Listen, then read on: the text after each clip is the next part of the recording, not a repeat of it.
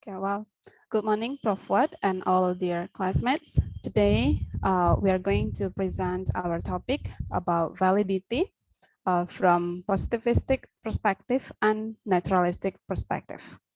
I'm Sulastri and my partner, Ibu Susilowaty. We are going to divide this presentation into two sections. I'm going to talk about the validity from positivistic perceptions, and Bu Susilawati is going to present about validity from naturalistic perspective. In these sections, I'm going to talk about four main items, main talk. The first one is traditional validity typology, and the second one is threats to validity, and what to do regarding to the threats to validity, and the last one is other positivistic validity typologies. Okay, well, validity refers to the notions of how we establish the veracity of our findings and determining what counts as evidence in the evaluations of language education programs.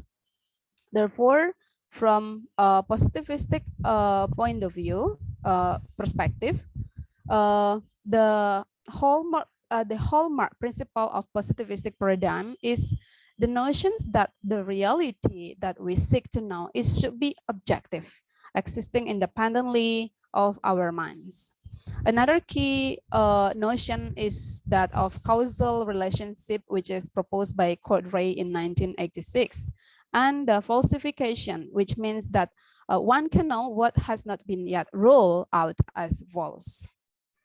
Okay, next. Campbell and Stanley divided the positivistic perspective typology into two parts. The first one is internal validity and external validity. The concept of internal validity had to do with the degree to which observed relationship between variables could be inferred to be causal. Meanwhile, external validity refers to the degree to which the inverse causal relationship could be generalized to other persons, settings, and themes. In 1979, Cook and Campbell revised the positivistic perspective, typology into four dimensions. So the internal validity is divided into statistical conclusions validity and internal validity. And under the level of external validity, it is divided into construct validity and external validity. Statistical conclusions, no, Statistical conclusions validity refers to the degree of certainty with which we can infer that the variables being observed are related. So in language program evaluations, it could be said that how strongly are the program and the measure related. And external validity is the construct validity concerns with the degree to which we can use our research findings to make generalizations about the construct or traits that underlie the variables we are investigating. So for program evaluation, this can be formulated as to what extent can the conclusions reached in these evaluations be generalized to other program context. Okay, next. Okay, other positivistic validity typologies proposed by Cronbach in 1982. He divided the elements in evaluations designed. The uppercase letters UTOS refers to the domain about which decisions will be made. Meanwhile, the lowercase letters UTO and capital S refers to the sample. Okay, U is the populations or domain of units from which subjects will be drawn and about which a conclusion is sought. And T is the treatment domain, the plan for the program and its installations. And O is the admissible procedures or observations and conditions for obtaining the data, and S refers to the setting or large social context in which the study takes place. Okay, and U in lowercase letters refers to the actual participants in the evaluation study, T to the actual procedures applied to any U, and O to the particular form of observations taken with respect to U and T, and S capital refers to the particular times and cultural conditions under which the study is made. It's not considered to be capable or sampling. Okay, next. However, there are some threats to validity in all four dimensions: statistical conclusions, internal validity, construct validity, and external validity. Okay, as you can see, there are four threats to statistical conclusions validity. They are low statistical power, violating assumptions of statistical tests, making multiple comparisons, unreliable measurements.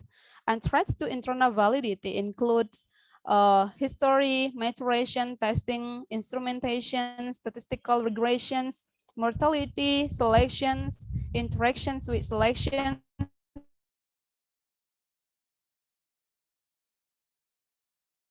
diffusions, imitations of written, compensatory delivery, resentful demoralizations, and traits to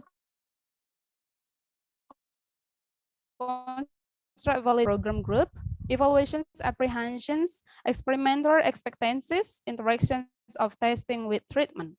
And threats to external validities include interactions of selections and treatment, and interactions of setting and treatment, interactions of history and treatment. Therefore, next book. The next, so what to regarding to the threat. Okay, so first we are going to talk about what to do regarding to the internal validity. Depends on the type of the threat, as you can see on the left side. So what we can do is we can use large sample, appropriate alpha level test power for statistical power, or for statistical assumptions, we can check for violations or choose appropriate test procedure.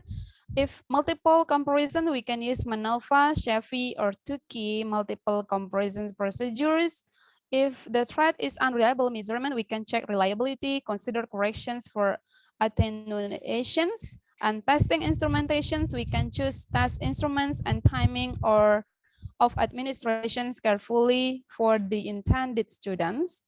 And for the threat statistical regression, we can use reliable instruments, not compare groups from different statistical populations.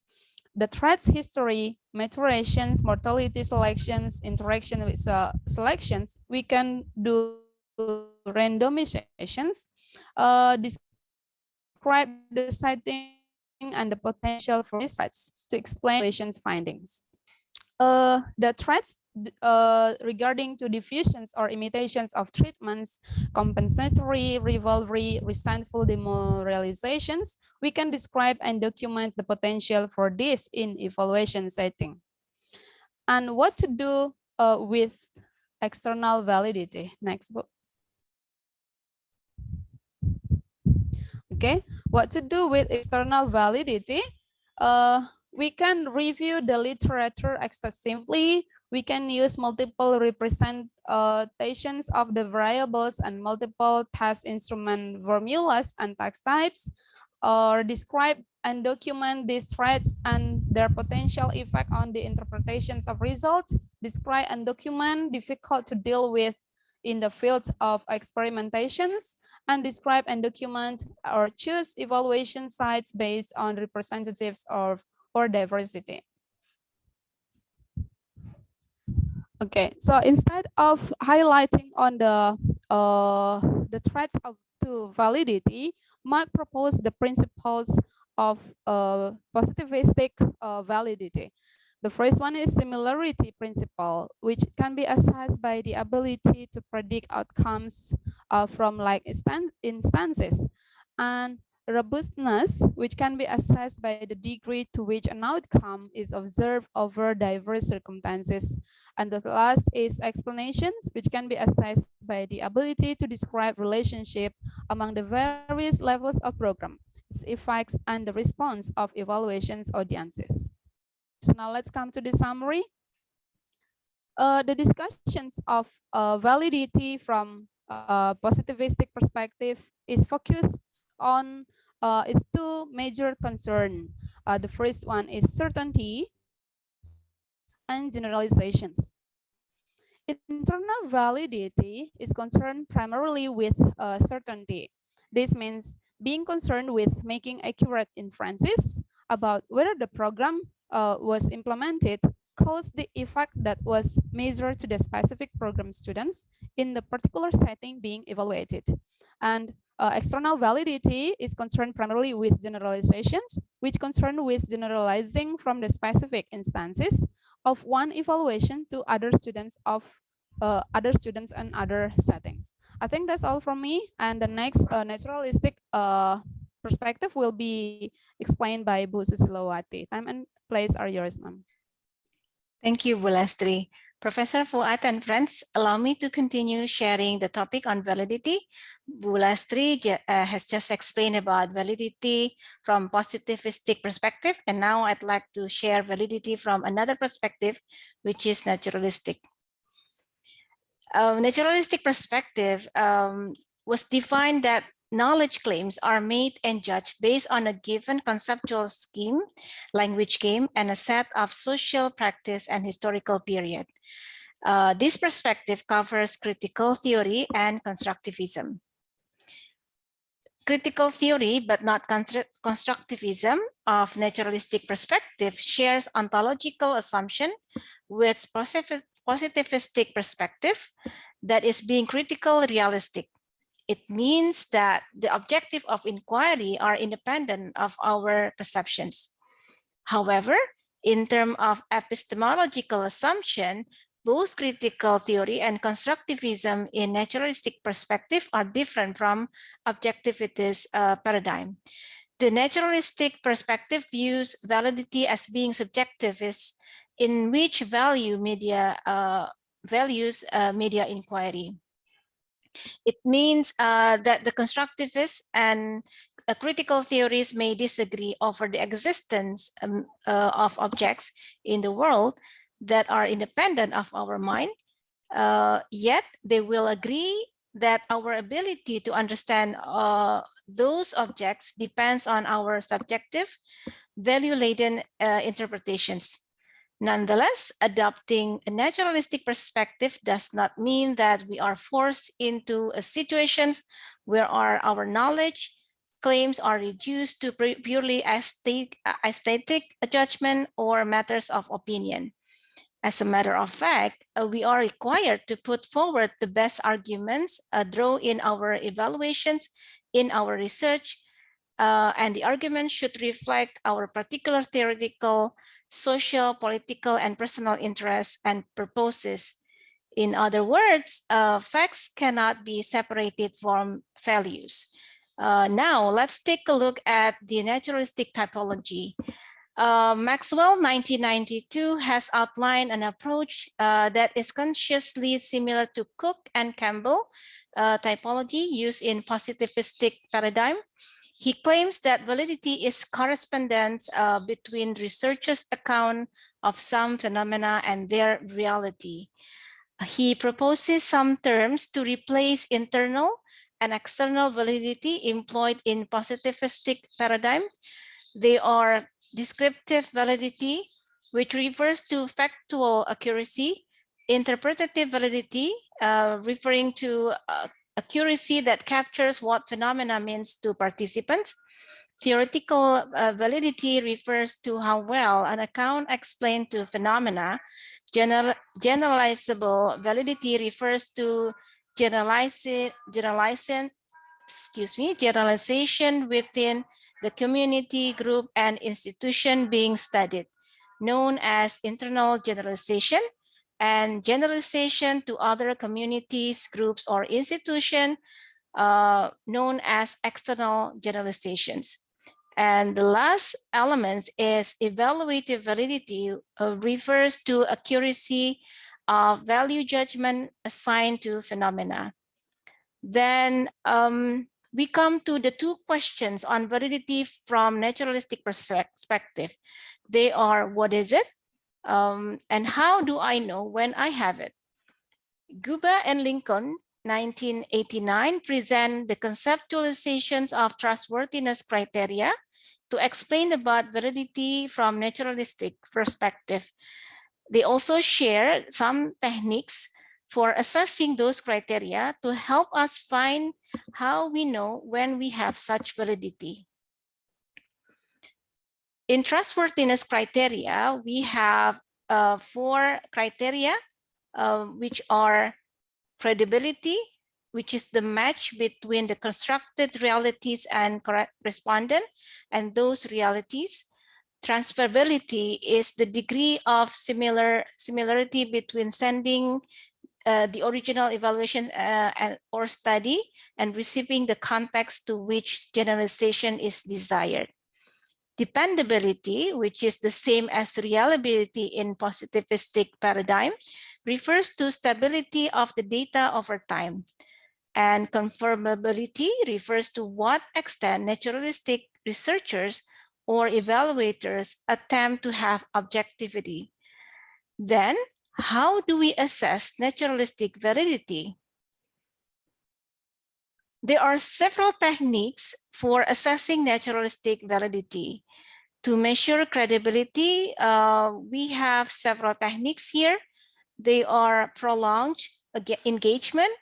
This technique is applied when the evaluator wants to understand the perceptions of the program participants by immersing the evaluation setting, establishing rapport and trust with their participants. Persistent observation is part of a consequence of prolonged engagement. In this activity, the evaluator tried to identify the most relevant elements of the evaluation settings during the observation periods. Peer debriefing is an extensive discussion between the evaluator and the disinterested peer related to evaluation findings, conclusions, and tentative hypotheses. Negative case analysis is the search activity done by the evaluator.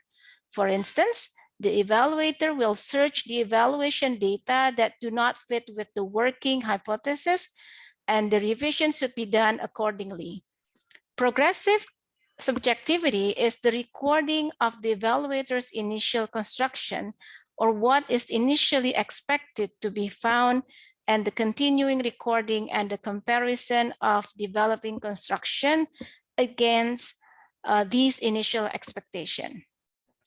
This technique aims to avoid giving too much privilege to one's initial constructions. Member checks is the repeated checking done formally and informally of developing constructions or evaluation findings with the members of the evaluation setting who provided the data of construction. This technique, the member check techniques, is usually integrated with negative case analysis.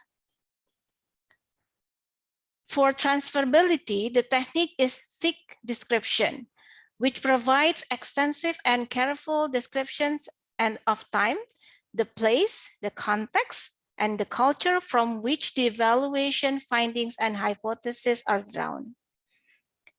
Dependability for the technique is the dependability audit. This technique is to document decisions made by the evaluator over the course of the evaluation related to the methods for gathering and analyzing data. Conformability for the technique is conformability audit. It's normally done in conjunction with the dependability audit. In this technique, the evaluator tries to trace the evaluation conclusion back to the original sources. In naturalistic perspective, validity will be gathered from authentic data and from multiple sources. Therefore, triangulation should be done to gather and reconcile the data from several sources and techniques. For example, data from observation field notes are combined with interview transcript or think aloud protocols. What we can conclude in this topic is between validity from those two perspectives. Objectivistic perspective perceive that being objective reality and emphasize the degree to which the evaluator and evaluation audience can agree on and feel confident about an interpretations of evaluation findings. While naturalistic perspective will focus on subjective reality. It concentrates on investigating the research setting without attempting to manipulate and control for anything. So that's the end of our sharing. Thank you for the attentions and thank you for the time.